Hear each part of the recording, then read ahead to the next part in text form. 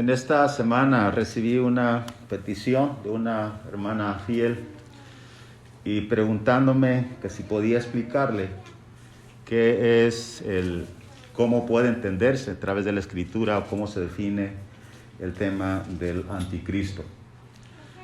Cuando recibo esta serie de preguntas en ocasiones durante la semana, me doy cuenta que en los medios de difusión, las redes sociales, en comparación con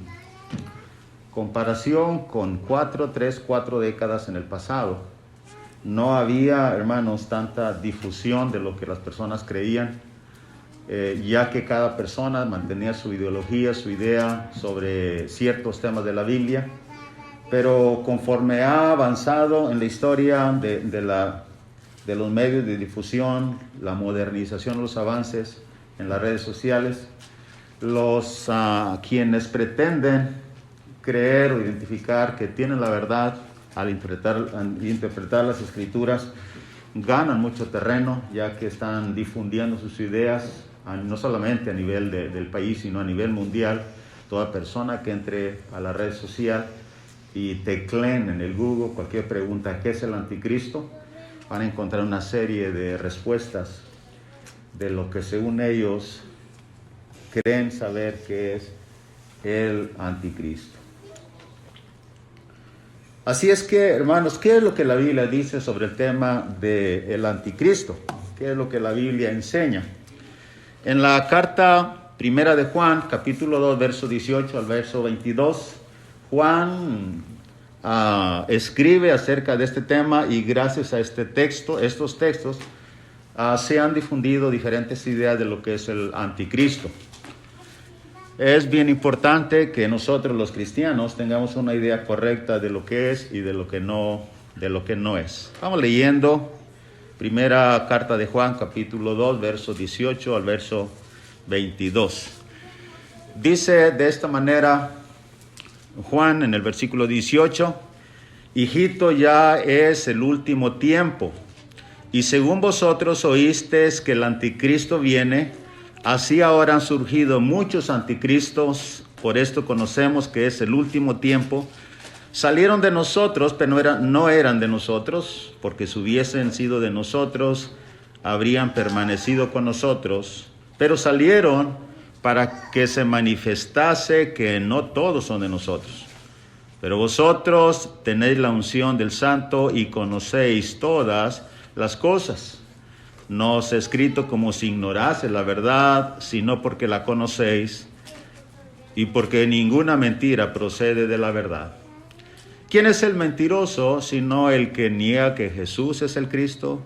Este es anticristo, el que niega al Padre y al Hijo.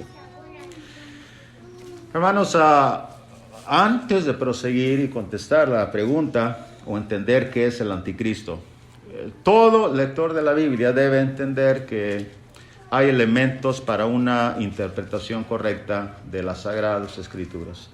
En otras palabras, hay los elementos, hay la herramienta que debe usarse en una interpretación fidedigna de la palabra de Dios.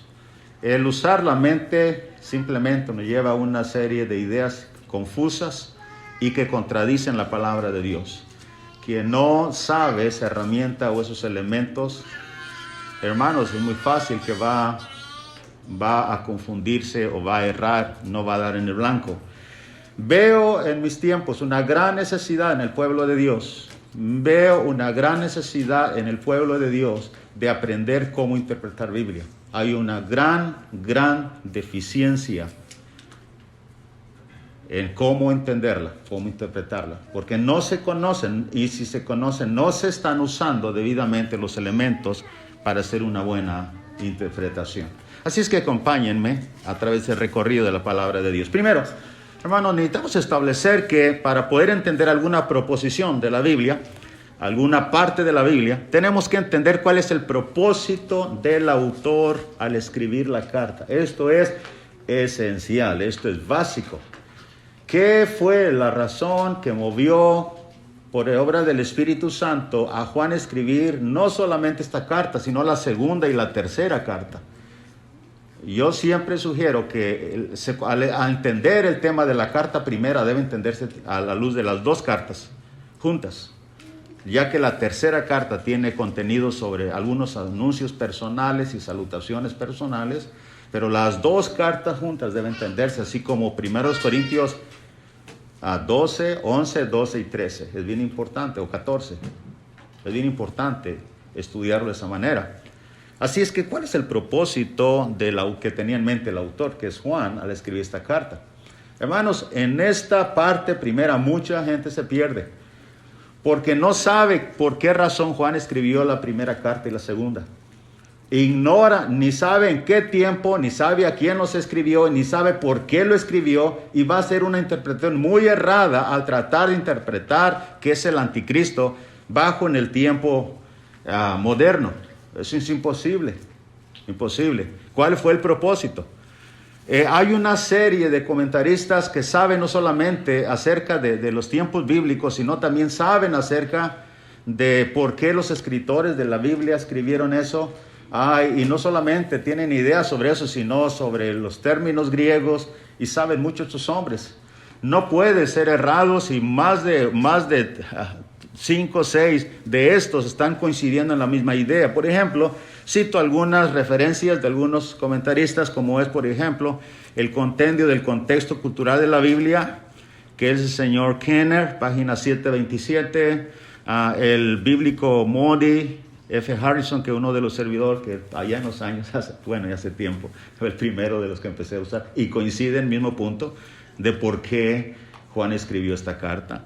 También el señor William MacDonald, 1061, la página 1061, ahí usted encuentra qué es lo que él dice sobre por qué Juan escribió esta carta. Matthew Henry, página 1873, y A.T. Robertson, desde luego que no puede faltar, en la página 285. Déjenme citar, puse algunos 2 o 3 ejemplos de lo que ellos dicen. Si ellos saben, ahora hermanos, les explico una cosa. Alguien dijo, hermano, ¿y por qué tenemos que leer eso? ¿Por qué no es suficiente la Biblia? Les explico una cosa, porque ellos y no nosotros saben de los escritores. En esta semana pasada dije a unos hermanos que en el tiempo de Pablo, y antes de Cristo y después de Cristo, no solamente Pablo, Pedro y Juan eran escritores en ese tiempo, había otros escritores. ¿Quién conoce a A.T. Robinson, el señor Harrison? Todos ellos saben que había escritores en aquel tiempo, y eso es historia, hermanos. Eso es historia. Nosotros no vivimos en aquel tiempo. Mire, por ejemplo, lo que dice el señor Kenner. El problema podría ser que una de las herejías se desarrollaba y estaba a punto de convertirse en un gnosticismo declarado, dice acerca de la primera carta de Juan. El señor William MacDonald, página 1061, dice que para el tiempo en que Juan escribía había surgido una secta falsa que llegó a ser conocida como gnosticismo. Gnosticismo, del griego gnosis, que implica conocimiento. Señor Matthew Henry dice en su página 1873, para mejor entender, y esto me gusta, para mejor entender esta epístola es conveniente conocer la doctrina de los gnósticos que Juan tiene aquí en mente al escribir esta carta. Así es que imagínense, si ellos tienen en mente esto que es verdad, entonces, hermanos, nosotros tenemos ¿qué en mente? ¿Qué tenemos en mente? Ahora, les explico algo más. Si interpretamos algún dado versículo de esta carta, teniendo presente que quiénes eran los falsos maestros y lo que ellos enseñaban, obviamente que no caeremos en falsas interpretaciones, cosa que hacen los que ignoran esta verdad. Vamos a errar, no vamos a ir en el blanco, si no entendemos el propósito de la carta de Juan. Así es que el propósito de la carta fue refutar las ideas erróneas sobre el gnosticismo. ¿Cuáles? Les explico algo más, hermanos. No solamente los escritores de ese tiempo, los comentaristas nos llevan, como citan los escritores de ese tiempo, sino también hay otra cosa también.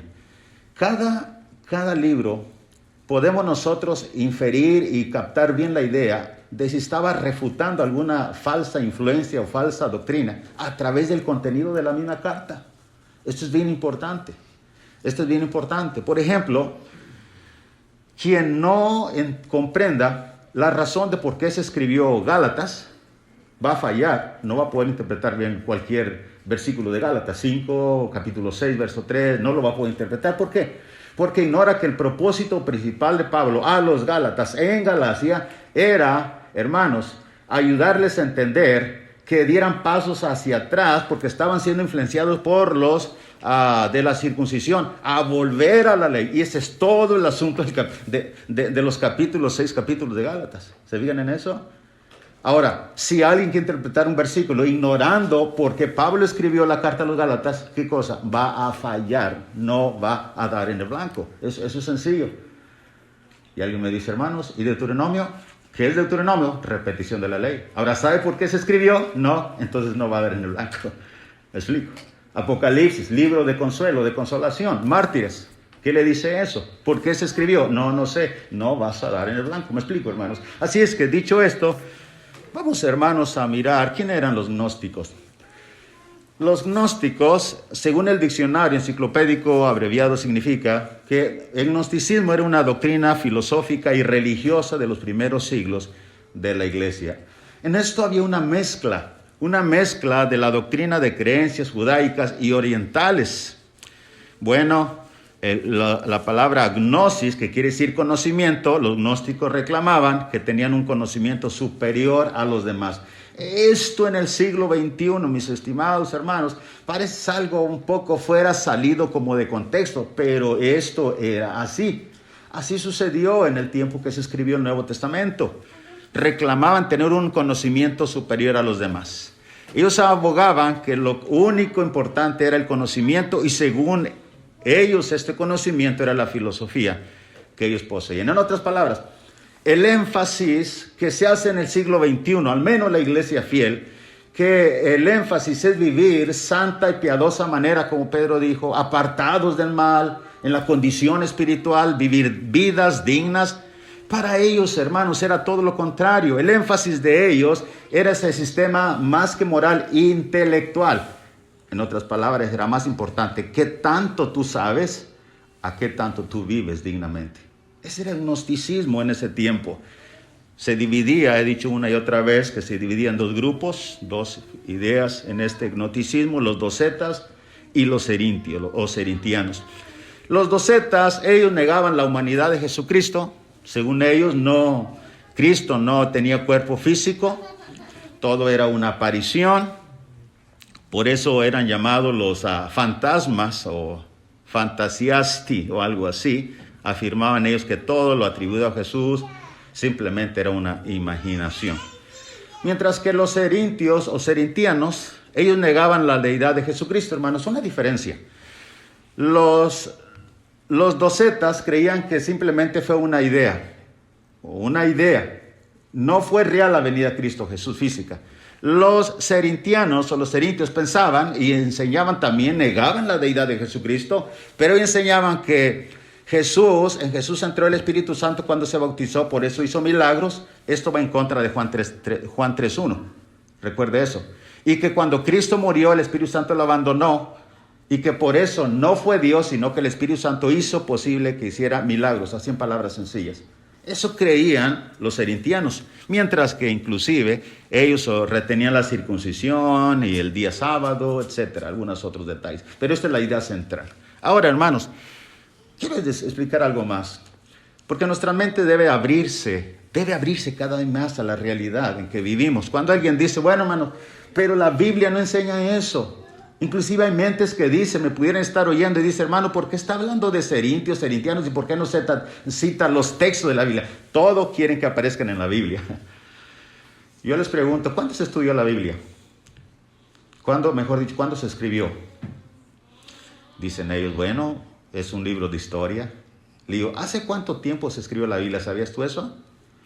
Pues dicen que después del siglo I, después de Cristo y antes de Cristo, pues Abraham, Jacob, Isaac, José, ok.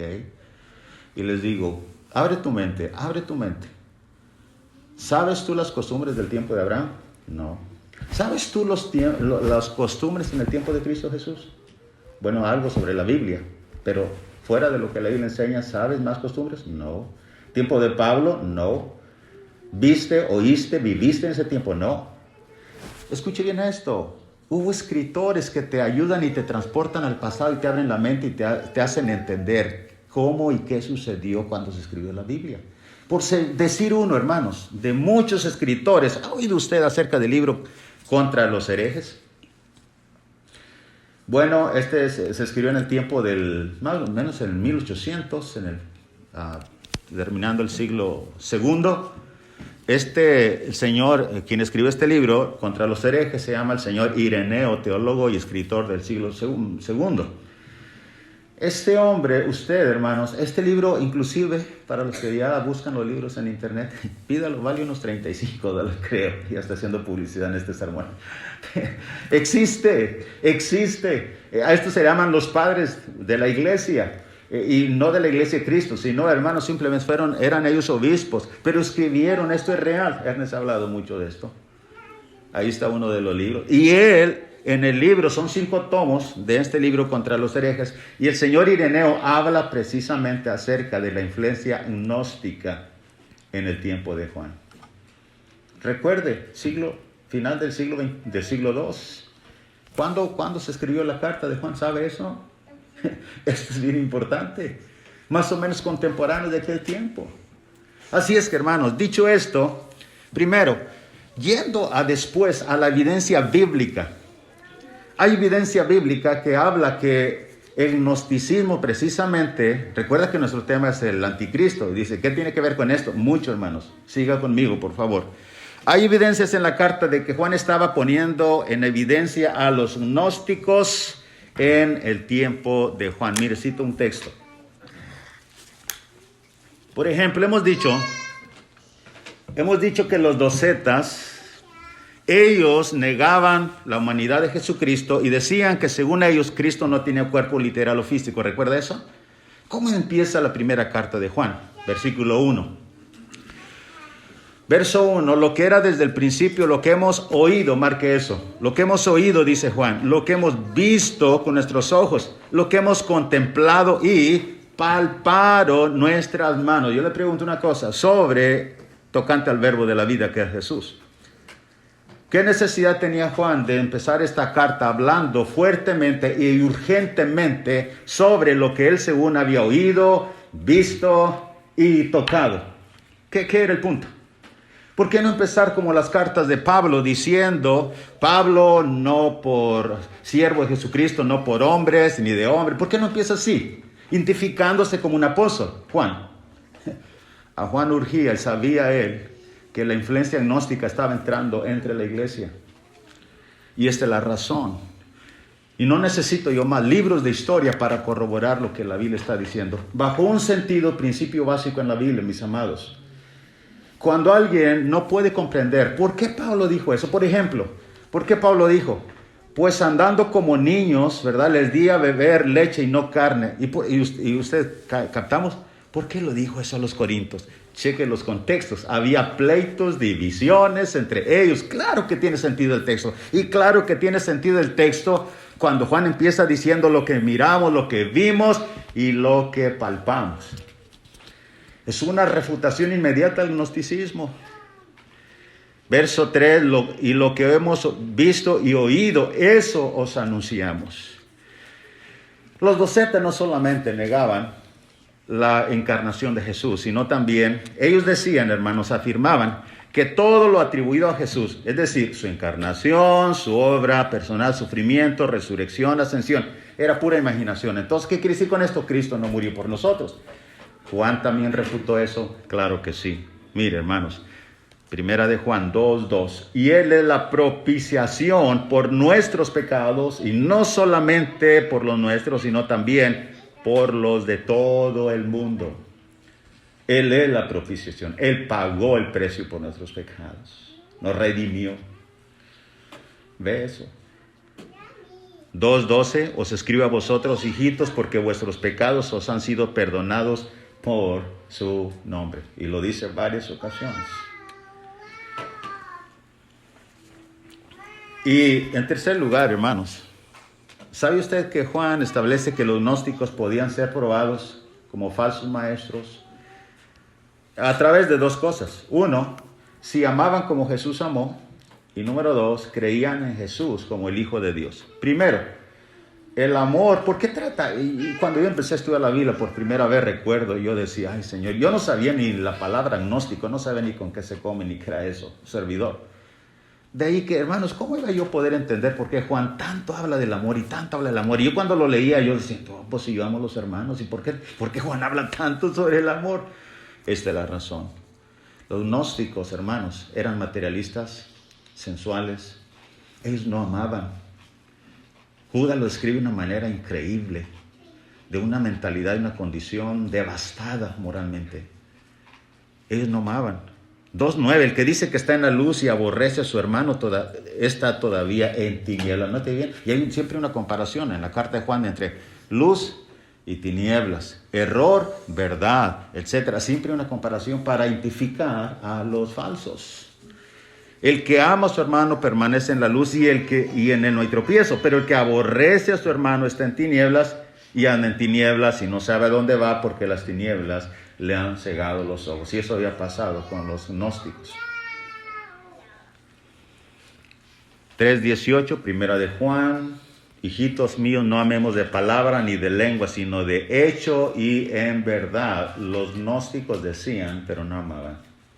Y en esto conocemos que somos de la verdad y aseguraremos nuestros corazones delante de Él. Esta es la razón por qué escribió este versículo, los gnósticos.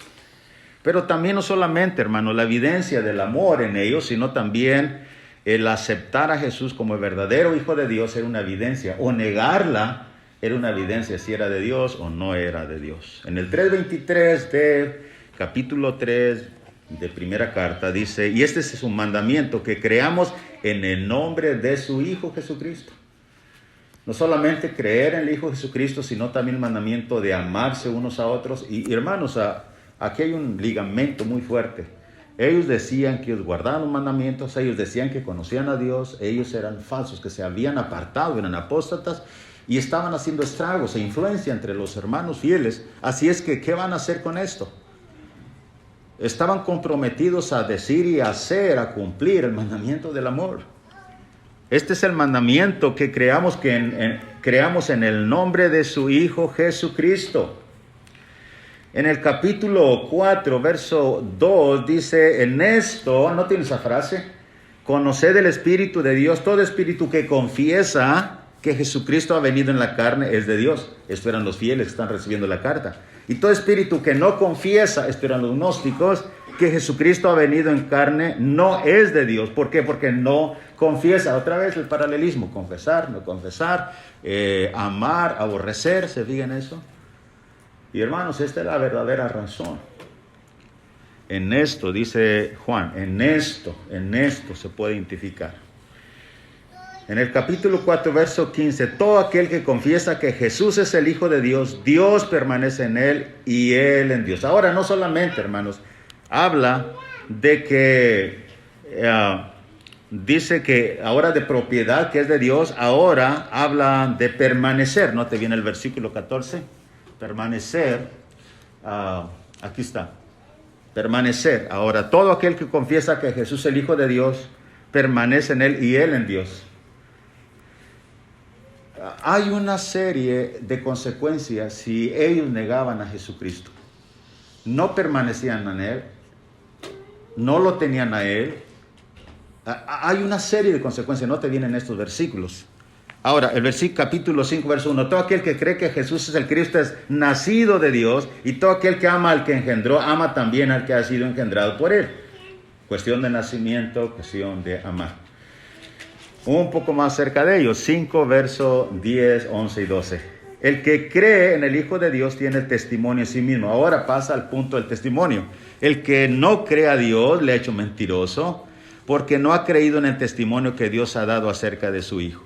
Y este es el testimonio que Dios nos ha dado, vida eterna, y esta vida está en su Hijo. Note bien, el que tiene al Hijo tiene la vida, el que no tiene al Hijo de Dios no tiene la vida. ¿Qué está haciendo Juan aquí?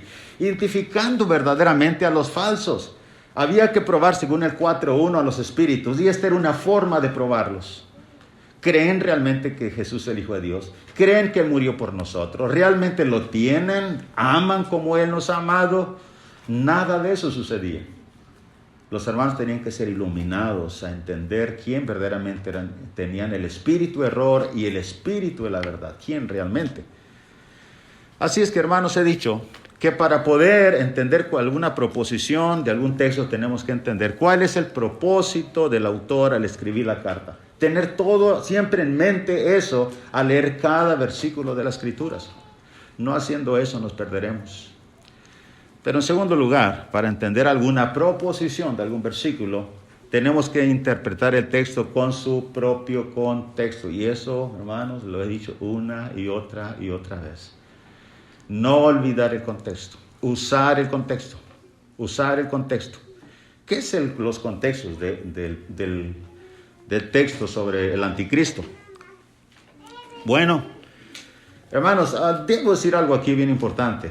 En la primera carta hay dos temas que se malinterpretan sacándolos de su contexto y sobre todo su trasfondo cultural o circunstancial. Dos temas, ¿cuáles son?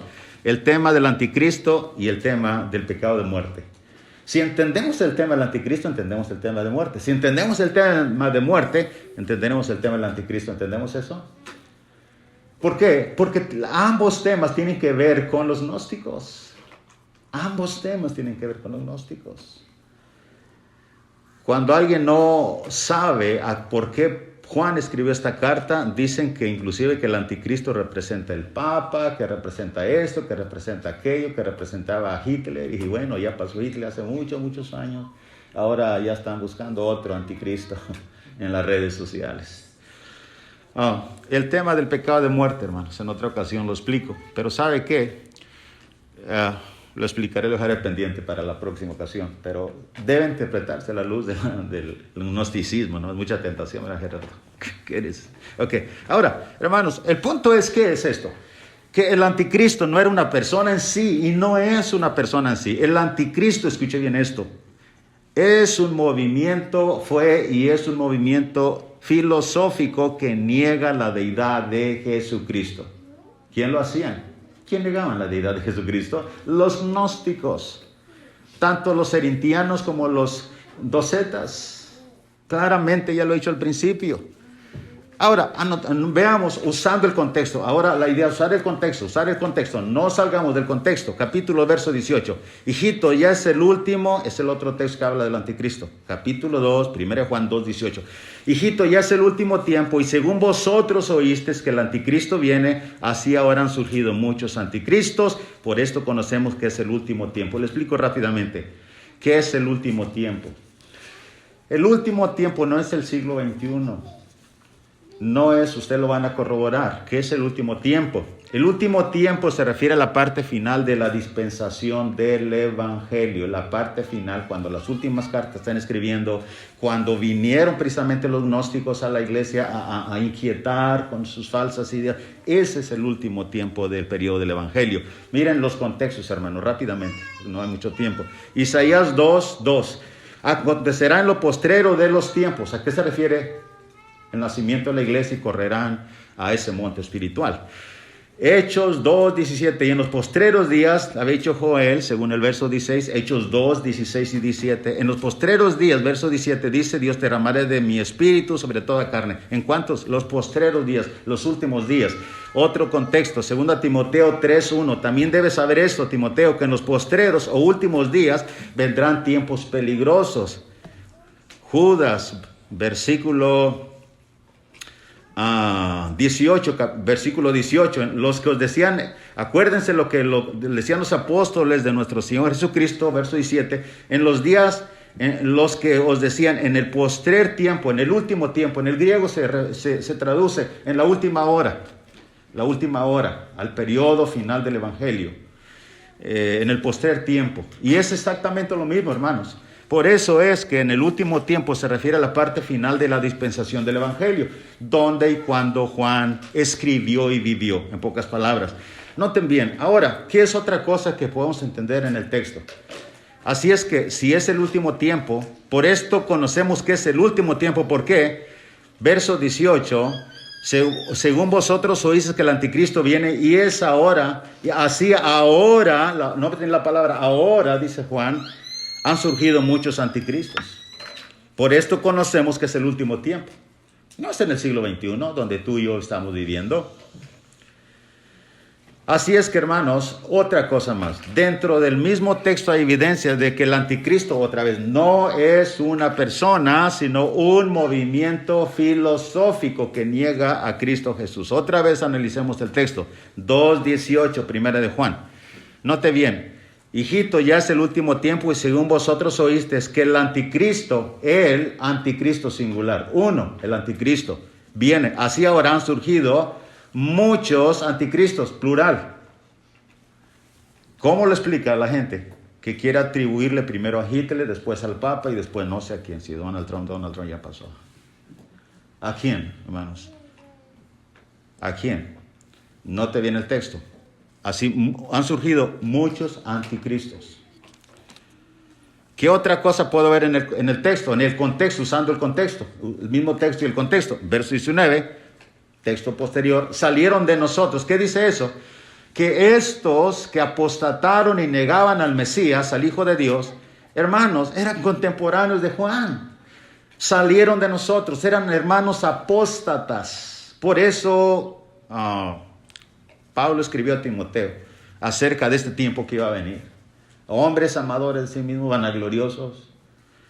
Salieron de nosotros, pero no eran de nosotros, porque si hubiesen sido de nosotros, habrían permanecido con nosotros. Subraya la palabra nosotros, porque los que malinterpretan el texto en el siglo XXI, ¿qué van a hacer con la palabra nosotros?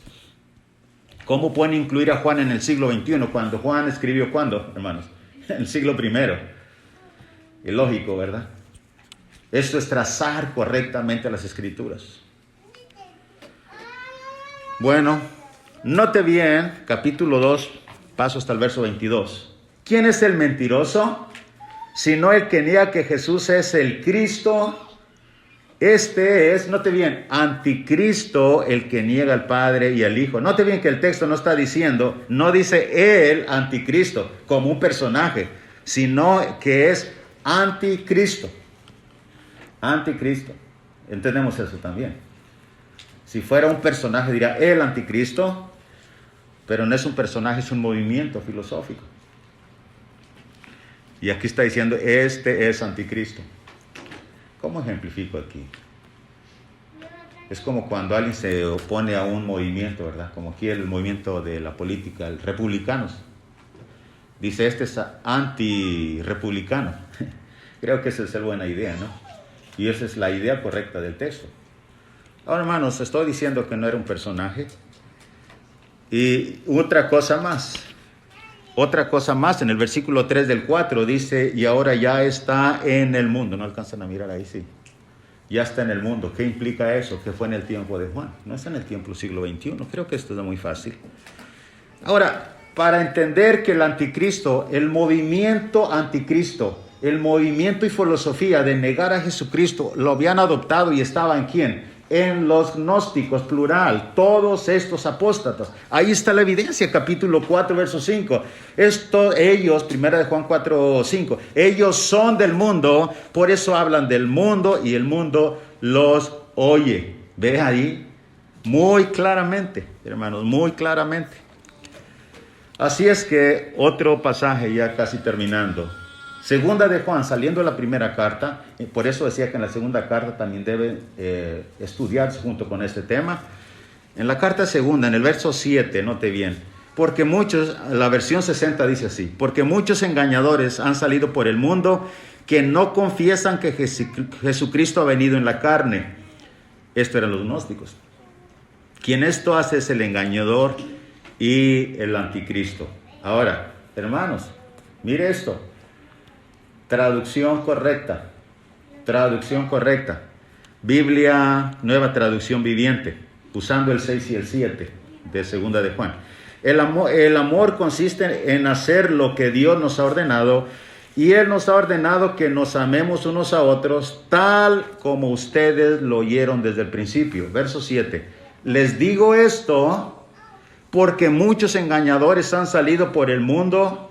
Ellos niegan que Jesucristo vino en un cuerpo humano. Tales personas son engañadores y anticristos. ¿Se fijan eso? Plural. Y esta es la traducción correcta, hermanos. Ese es el punto, claro. Ellos, los gnósticos, nueva traducción viviente. Tales personas son engañadores y anticristos. Bueno, hermanos, yo debo terminar esta lección aquí, antes de que alguien se duerma. ¿Cuál es la aplicación final a este tema? Recuerda que inicié preguntando. Alguien dijo, hermano, ¿qué es el anticristo? Ojalá que esto sea suficiente. Primero, el anticristo hemos dicho que no es una persona en sí, no. Es un movimiento filosófico de filosofía que negaba la deidad de Jesucristo. Los gnósticos negaban la deidad de Jesucristo. Ellos negaban al Hijo de Dios, por tanto Juan se refiere a ellos como el anticristo. Sencillo. Sin sacar los textos de contexto. Y este movimiento filosófico anticristo ya estaba en el tiempo de Juan, que escribió esta carta, noten bien. Ya está en el mundo. No se refería al siglo XXI ni el tiempo que viene. Es que no debemos, hermanos, usar, amigo oyente, la palabra de Dios erróneamente. Tengo que parar aquí. Pero yo le pregunto una cosa. Bueno, dice hermano, ya entendí el tema. Pero ¿cómo puedo aplicar a mi vida personal? Yo quiero que cada tema me ayude a crecer en mi vida espiritual. ¿Cómo podía usarlo usted? Hermanos, los cristianos me refiero, hermanos y hermanas. Si usted entiende bien este tema y reprueba la conducta de los gnósticos, ¿cómo ellos se atrevían a pecar y practicar el pecado? Y a decir que al pecar ellos no manchaban su alma, su espíritu, porque esto no afectaba. Los pecados del cuerpo no afectaban los pecados del alma. Esa era su filosofía. Después trataré este tema a los corintios y a Judas. Y negaban de esta manera a Jesucristo. Así es que toda teoría que niega a Jesucristo o toda teoría trata de justificar su propia condición pecaminosa. ¿Cuál es la aplicación para usted, para mí? Simple, hermanos.